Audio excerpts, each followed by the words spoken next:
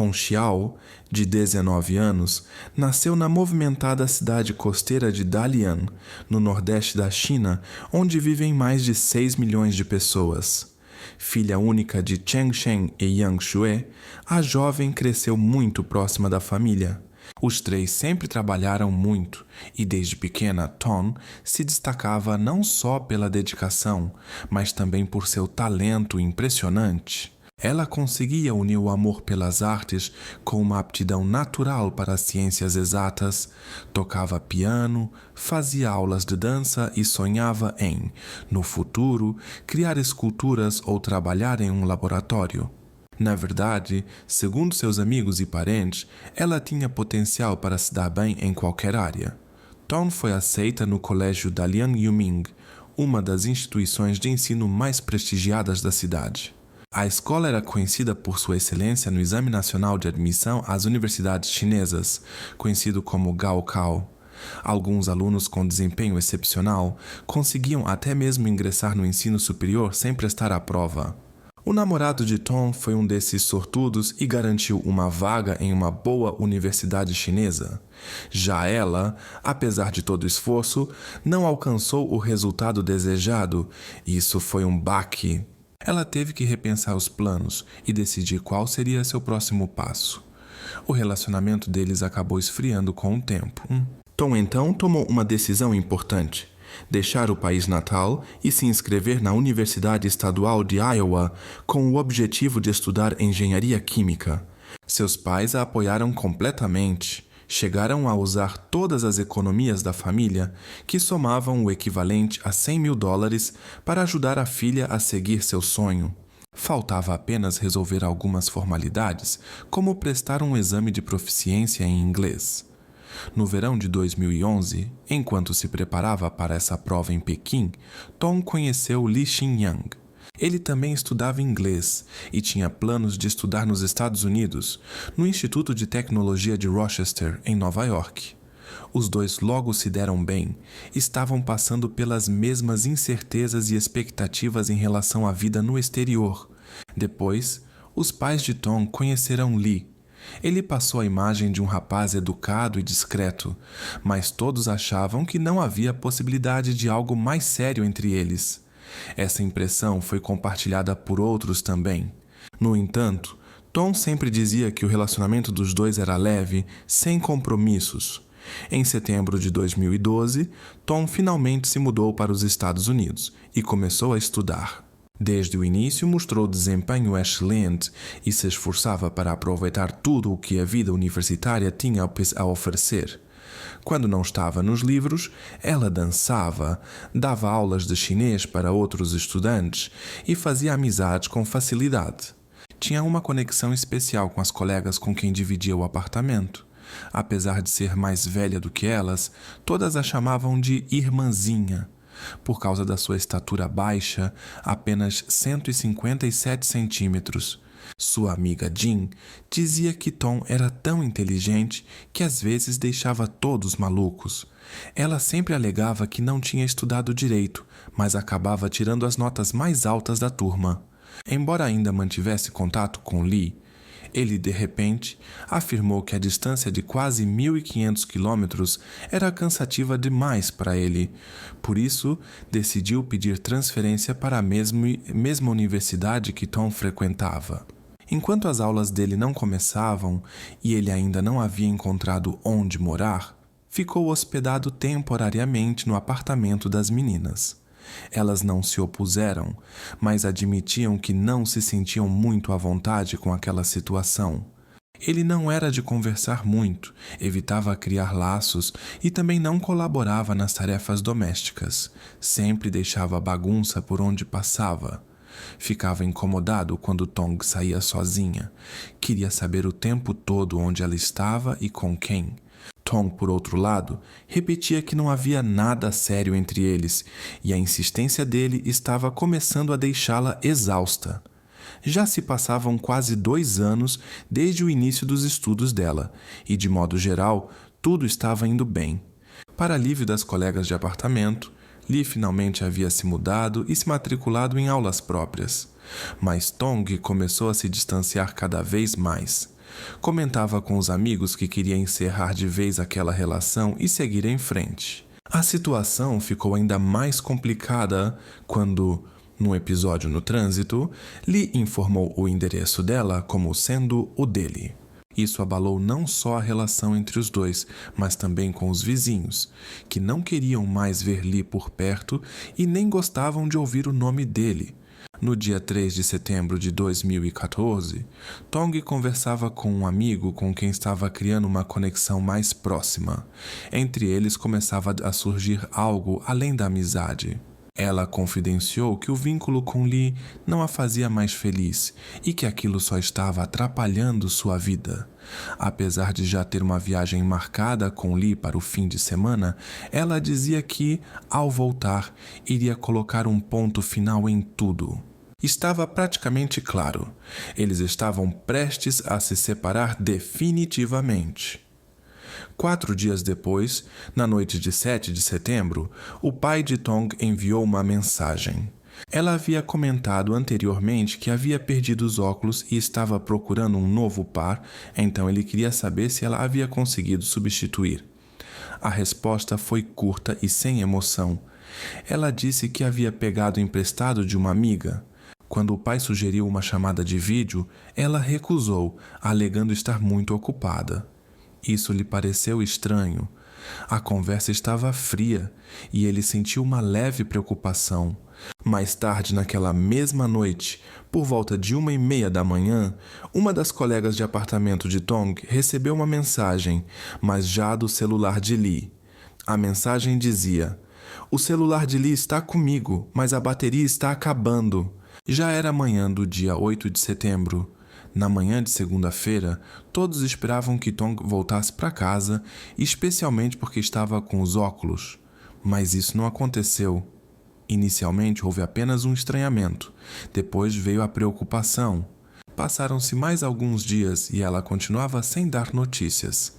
Amigos e vizinhos resolveram investigar por conta própria se alguém tinha visto ou falado com ela na última semana. Mas ninguém havia tido contato. Nem mesmo nas redes sociais, nenhuma atualização. A colega de apartamento dela, chamada Jean, decidiu entrar em contato com conhecidos em Minnesota, já que Tong mencionou que talvez fosse para lá. Eles responderam que não a encontraram, e se ela realmente esteve na cidade, provavelmente se desencontraram. No dia 18 de setembro, sentindo que a situação era mais séria do que parecia, os vizinhos registraram um boletim sobre o desaparecimento. No início, a polícia cogitou que Tong talvez tivesse sentido saudade de casa e voltado para a família, o que às vezes acontece com estudantes estrangeiros. Mas rapidamente ficou claro que esse não era o caso dela. Nenhuma pista indicava que ela havia deixado o país. Também não havia confirmação de que tivesse realmente viajado para Minnesota. Os investigadores localizaram o estudante com quem ela havia começado a ter mais proximidade, mas ele também não conseguiu oferecer nenhuma pista. A conexão entre eles estava apenas começando, e ele admitiu que não conhecia bem o suficiente para entender se o comportamento dela era estranho. Por isso, não procurou ajuda imediatamente. Ele forneceu um álibi que foi confirmado. Enquanto isso, estudantes e moradores locais já colavam cartazes e compartilhavam publicações nas redes sociais. O desaparecimento dela abalou tanto a universidade quanto toda a cidade. Os investigadores cruzaram os dados do uso do carro com os depoimentos das colegas de quarto e confirmaram que, no dia 5 de setembro, Tan e Lee realmente foram ao Hotel Budgeton and Suites e se hospedaram no quarto 218, como haviam planejado. O dono do hotel, Ken, também confirmou isso. Ele conhecia o casal, eles já haviam se hospedado ali antes e nada parecia fora do comum naquela visita. No dia 6 de setembro, Ken viu Tan caminhando sozinha pelo saguão. Mais tarde, câmeras de segurança em um posto de gasolina registraram os dois comprando água. Tudo parecia tranquilo, sem sinais suspeitos ou pessoas estranhas por perto. Mas já na manhã do dia 7, Ken percebeu que o carro de Tan havia desaparecido e o quarto estava vazio. Ao que tudo indicava, eles saíram cedo ainda no dia 6, mas esqueceram de fazer o check-out formalmente. Infelizmente, as câmeras do hotel falharam. O momento da saída não foi gravado. Ken também comentou que o casal costumava demorar para sair, sendo necessário até pedir para liberarem o quarto, então aquela saída tão cedo chamou sua atenção. Durante uma busca no apartamento de Tan, encontraram um recibo de compra do veículo, o que permitiu identificar a placa do carro. Essa informação foi repassada para outras unidades da polícia. Havia a esperança de que, em algum lugar, isso pudesse gerar uma pista. Com o mandado em mãos, a polícia revistou tanto a residência de Lee quanto o quarto do motel. No apartamento de Lee havia bagunça por toda parte, como se ele tivesse saído às pressas. No próprio motel, nas paredes e na cabeceira da cama, havia pequenas manchas escuras. Mas como não havia nenhum indício direto de que algo sério havia ocorrido, não foi possível iniciar de imediato os exames mais detalhados. Além disso, outras pessoas já haviam se hospedado naquele mesmo quarto depois da saída de Lee e Tan, o que dificultava ainda mais a análise. Os investigadores também examinaram o histórico de chamadas de Lee. Se o celular dele ainda estivesse com Tan, isso poderia ajudar a localizar onde ela estava. De 5 a 8 de setembro, o telefone fez várias ligações para um homem chamado Paul. Quase todas as chamadas partiram de Iowa e nenhuma de Minnesota. Uma ligação, em especial, chamou a atenção. Ela foi feita a partir da China. Apesar de anteriormente Lee ter afirmado por mensagem que havia voltado para a China, isso não coincidia com o fato de o telefone supostamente estar com Tan. Além disso, uma mensagem enviada às amigas dela, dizendo que ainda estava em Iowa City, na verdade veio de Chicago. Mais tarde, foi confirmado que Lee realmente passou por Chicago em conexão. Seu voo havia sido atrasado. Sem esperar pelo embarque, ele seguiu para Los Angeles e de lá voou para a China. Ficou claro, o telefone estava com ele e não com ela. Paul, a pessoa que recebeu tantas ligações, aceitou conversar com a polícia. Ele contou que Lee entrou em contato por conta própria e pediu ajuda para comprar uma passagem para a China. Paul achou um pouco estranho, já que sabia que Lee ainda tinha aulas, mas ele disse que era algo urgente e preferiu não dar detalhes. Paul ainda perguntou se ele precisava de uma passagem de volta, mas Lee respondeu que não.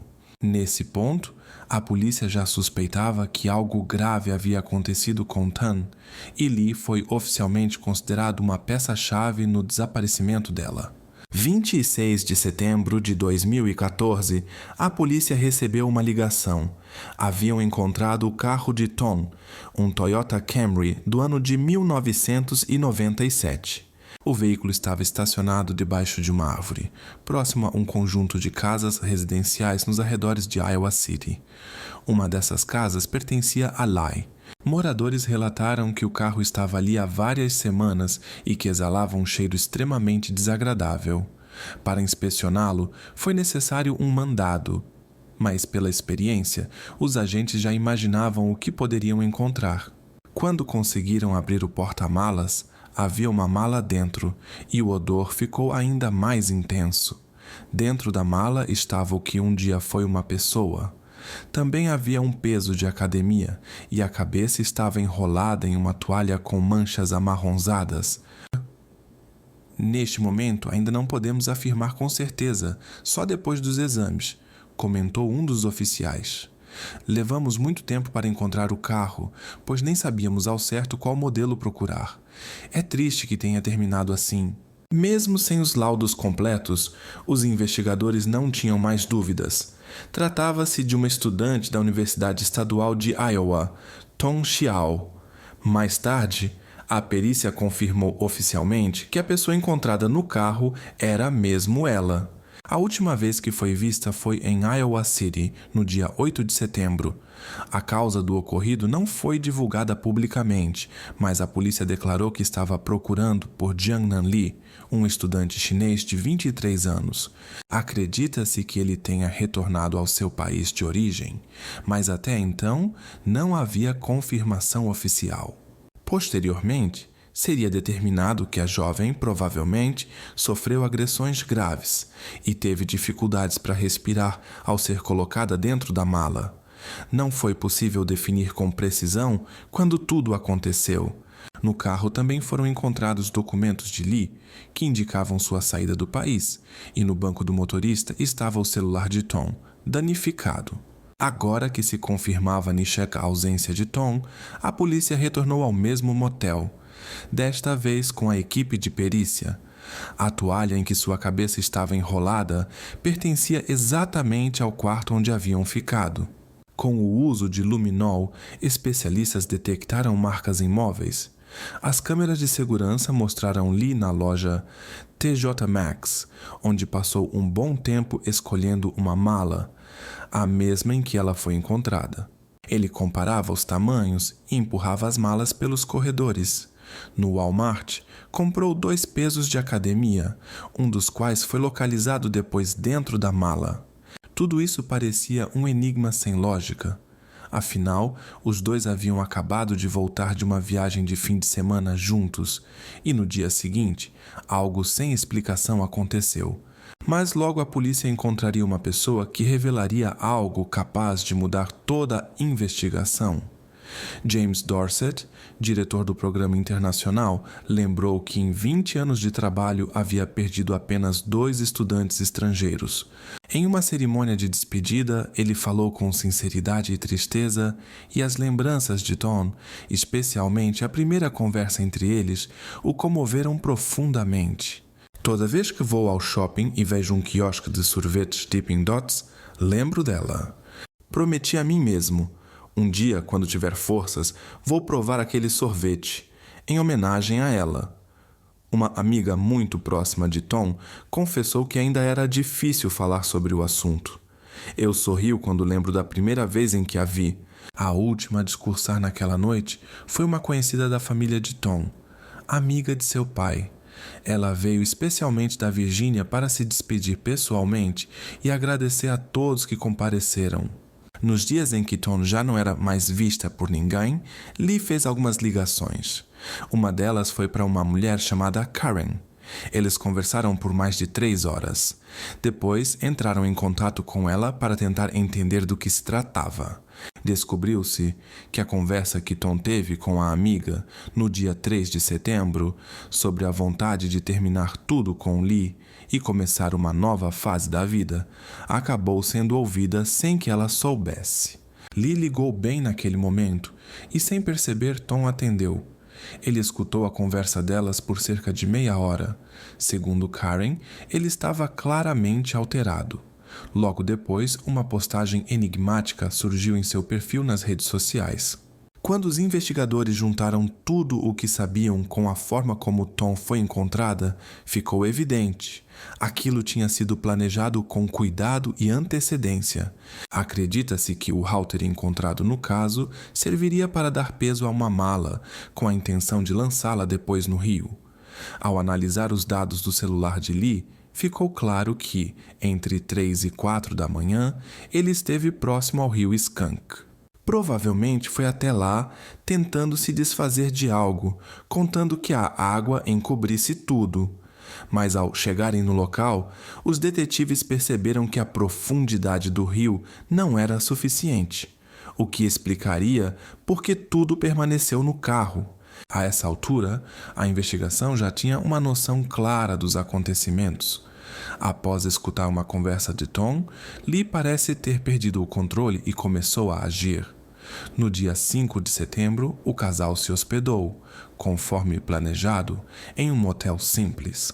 No dia 6 de setembro, Lee comprou algo e, ainda naquela noite, reservou uma passagem só de ida para a China.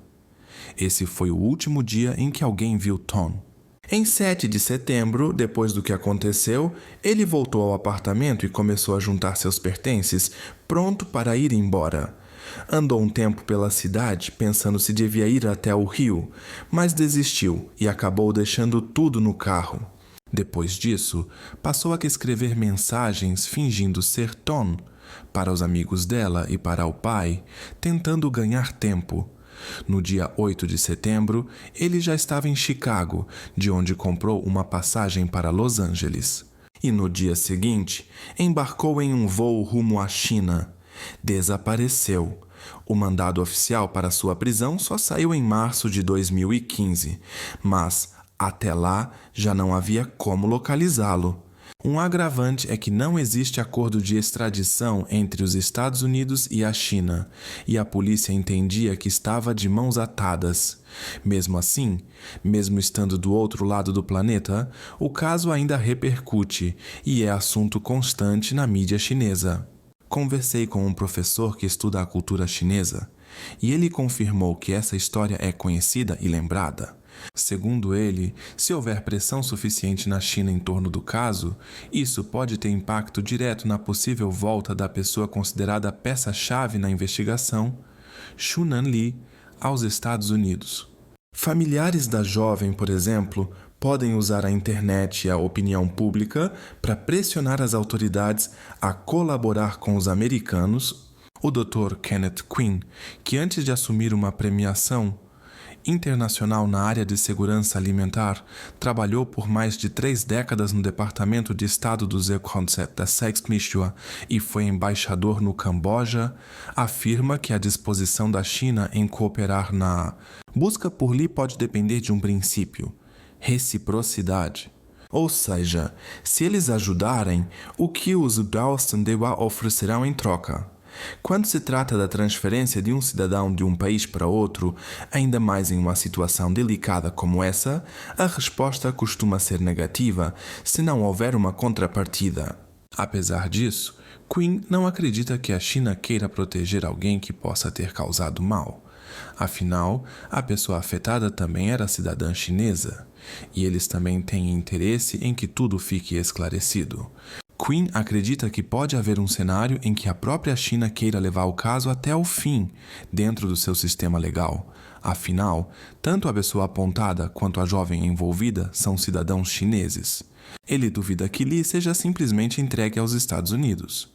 No entanto, segundo ele, podem existir acordos informais entre os países que sirvam aos interesses de ambos. O detetive Gonzalez, que liderava a investigação, estava determinado. Ele dizia que queria deixar uma mensagem clara. Mesmo que algo terrível aconteça com alguém, isso não será ignorado.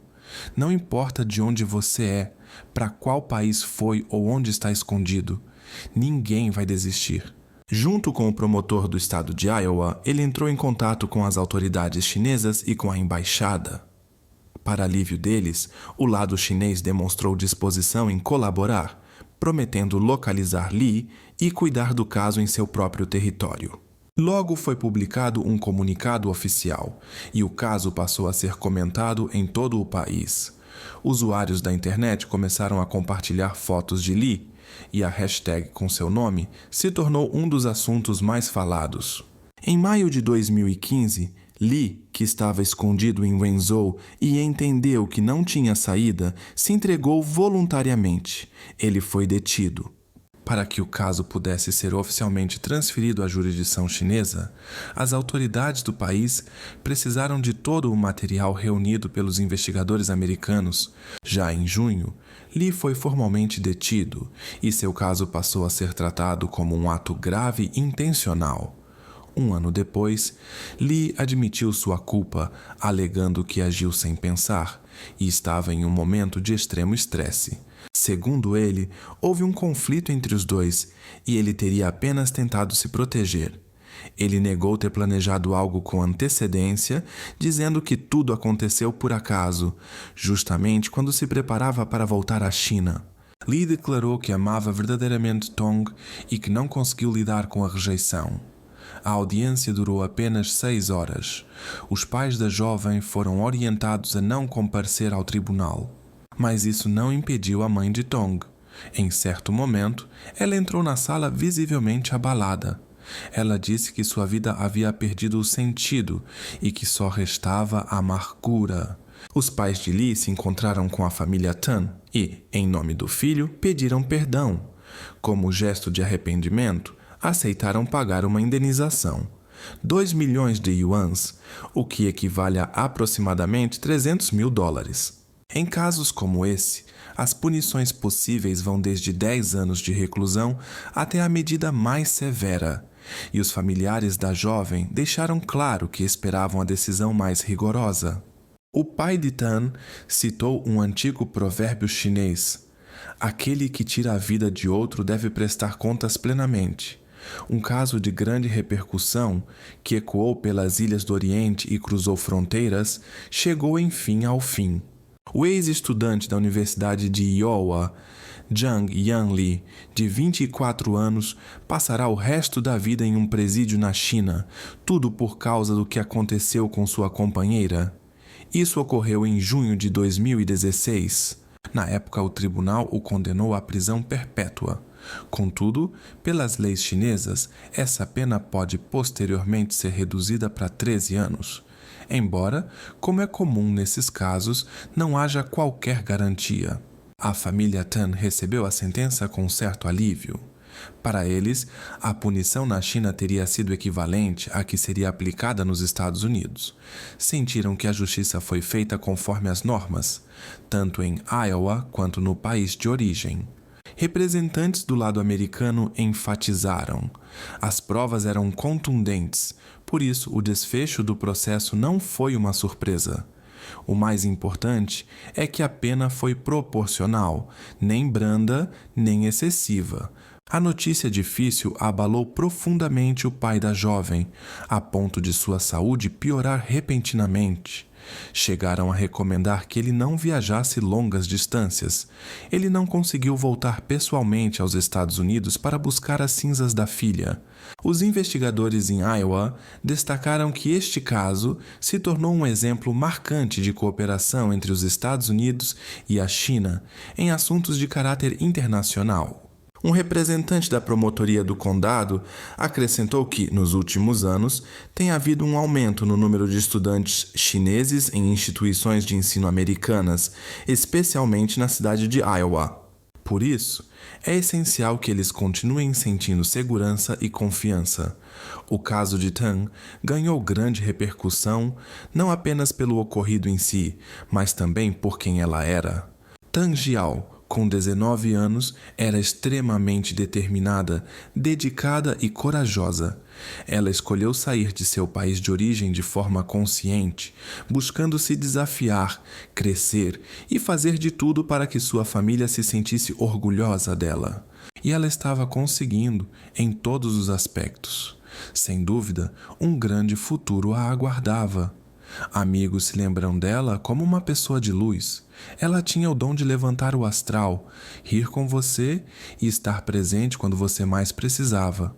Sua colega de quarto, uma jovem chamada Jean, ainda guarda o livrinho de orações que Tan lhe deu de presente. Ela marcou com um marcador a data da última vez em que se viram. Há um trecho que diz: ajuda-me a não sair do caminho, mesmo quando ele parecer impossível. Lembra-me de que não caminho sozinha, pois há quem deseje seguir ao meu lado. Essas palavras se tornaram para Jean um símbolo de que a amiga continua presente de alguma forma.